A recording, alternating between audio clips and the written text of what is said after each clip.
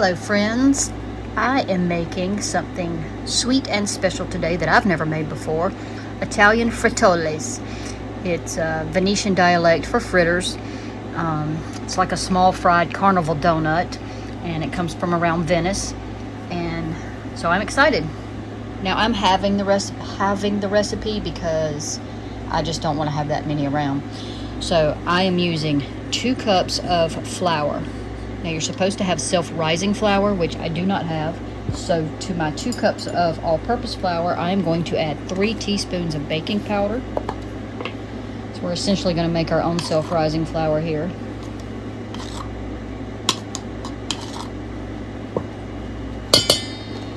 And a teaspoon of salt.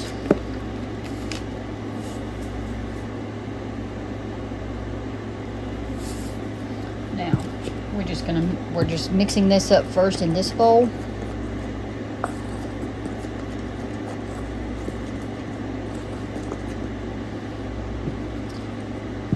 And I'm going to pause it while I get the rest of the ingredients ready. Okay, to our flour, we also want to add a 1/4 cup of sugar.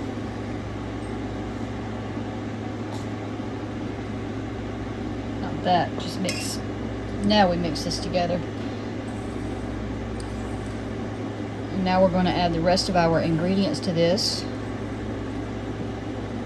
Now the full recipe calls for 3 eggs, so I'm going to put in 2 eggs, 1/2 cup of milk. I am using whole milk today.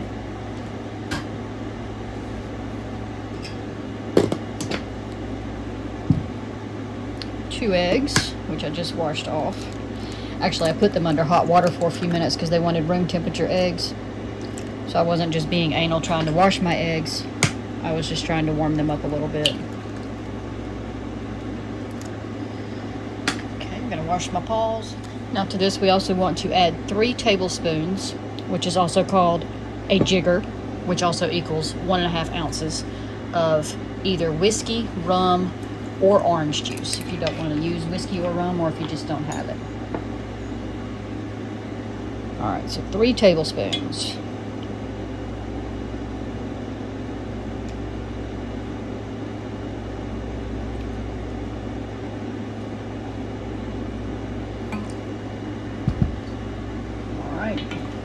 And for me, this is whiskey, so I guess I won't add any extract, even though I would like to. Alright, so we're just going to mix this up first. To this, what we will do is fold in a grated and peeled apple, which I'll do off camera, and we want 4 teaspoons of grated orange zest. So I have those 2 little clementines. I'm hoping that's enough. That's what I'm going to go with. I have some more if I need it, but I just didn't want to try to measure it out. Alright. So mix this well, and then we're just going to fold in the apples and the zest. So my little clementine tried to disintegrate on me a bit. So I'm going to show you what to do if you don't have a zester anyway. You need a really sharp little knife. I'm just going to go ahead and pull this in pieces because it's already falling apart.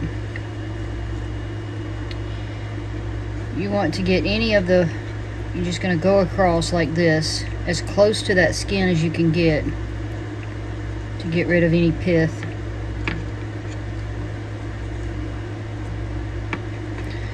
These little things don't have a lot of pith anyway. They have a lot of those strings inside. So by doing it this way, I'm probably going to get a lot more and not even use the second one. I wasn't planning on doing it this way, but it's good to show you anyway because not everybody has a zester. So, but if you hold it on this board and you get it even with the counter, you can kind of cut straight across. And you'll know when you have it right because you'll see the little holes coming through. See, like that, see the little holes. And so that lets you know you've gotten all the pith off. And then when you get that, you just use a knife and just chop it up. And if it's just unruly and doesn't want to work, just just cut that piece off because you're going to have more than you need anyway. Alright, so that piece is good. I'm actually going to set it aside. It makes it easier to work with some of the others.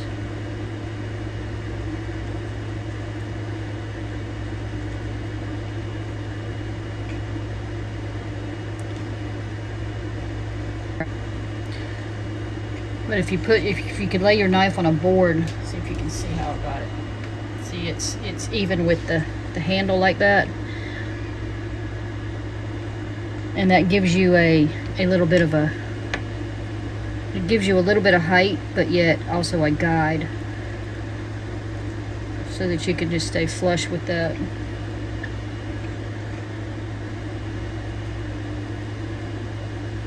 It's easier with a large knife, actually. Do this, turn it the other way, scoop it back together if you still have big pieces. Just keep cutting like that until you get the size you want. There, you've got plenty of zest.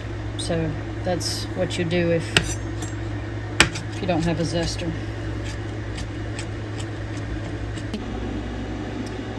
I also went ahead and added a little bit of cinnamon and clove both because I just love it in everything, and I like the added health benefit of having the clove in there if I'm going to eat something with sugar.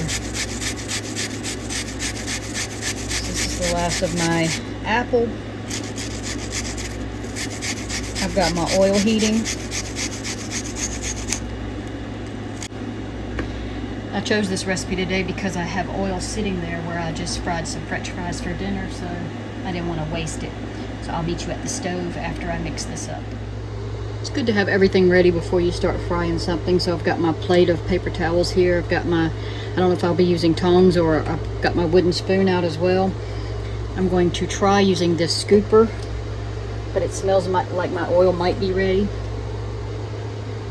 A little piece of orange zest there. Let's throw it in there and see what it does. Yeah, it floated to this top and started sizzling, so I say let's get started. Alright, a little too soon. Impatience at its finest. So that's just going to sit there and soak up oil and be like a big grease ball. So we definitely don't want to put it in yet. I'm not going to even try to take it out.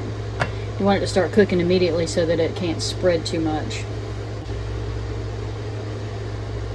You could always use a thermometer if you really wanted to check your temperature before you start. 375 it says. So, but I see it's starting to get little holes on the top of it, and I know that's what pancakes do when they're ready to flip. And this is kind of like a pancake batter, so I'm going to flip it. Bit pale. Make sure my grease is hot enough for the rest.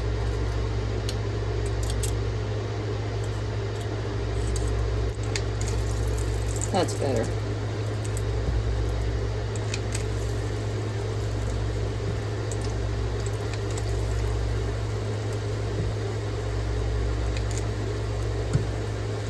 If you put too many in at one time, it'll cool your grease down too fast. So you want to actually give it a second or two.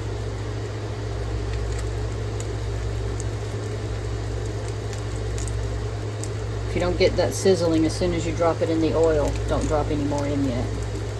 Some of those first ones.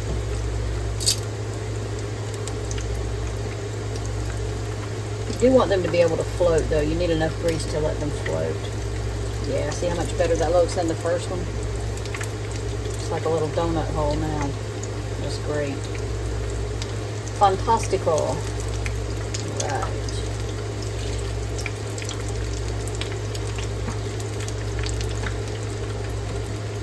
Now after I get these out, I'm going to actually turn my grease down a little bit because you don't want them to burn before they can actually cook.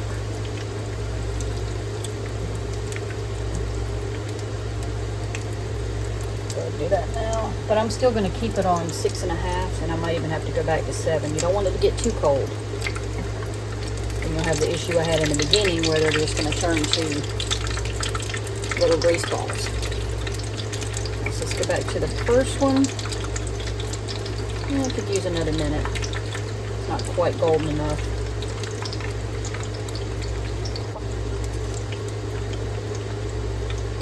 I have a Fry Daddy, I just don't want to use that much oil at one time. Man, this one's good.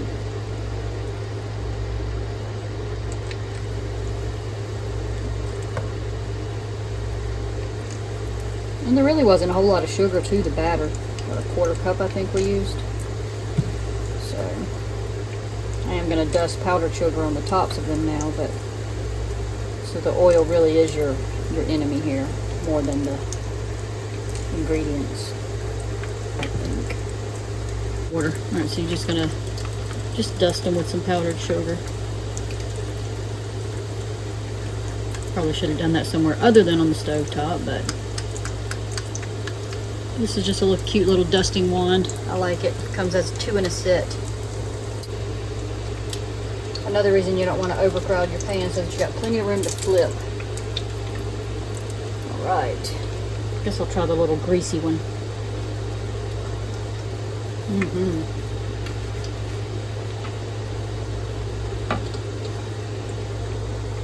Yep, even that one turned out well. I'm going to set up another plate. And it wasn't too greasy, actually. I'm surprised. That's why I do like the peanut oil. If this were canola and I was using it a second time, they would be extremely greasy.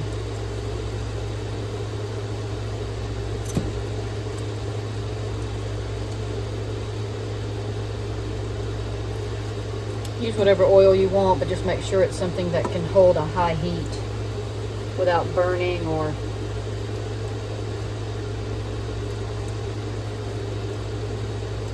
yeah, they're not sweet at all. If it wasn't for the powdered sugar on top, they probably wouldn't have hardly any sweetness to them. Alright, those almost got a little dark, see? Probably because I walked away too. So I'm actually going to turn it down to 6 now. Once your oil gets good and hot, it's not hard to maintain it, so turn it down as needed. So that was 10, and 12 was 22, 23, 45, 26, 27, 28, 29, 30, 22. So that's 33. That's good. Because you know what, things like this usually do not hold up well overnight or, you know, the following day. So if you make more than you can eat in one day, then they do get greasy and they don't keep very well, in my opinion. So when I make things like this, I try to only make what we'll eat at that time. Then they are little grease pucks. Make room on this plate.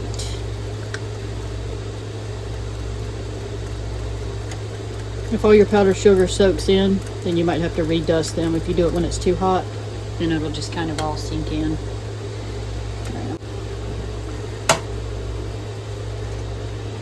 And that is it. Success. I'm very happy. Fritoles. Italian frittole. Not too sweet, satisfying, feels like a donut hole. Get our daily dose of apple. Can't really go wrong with it.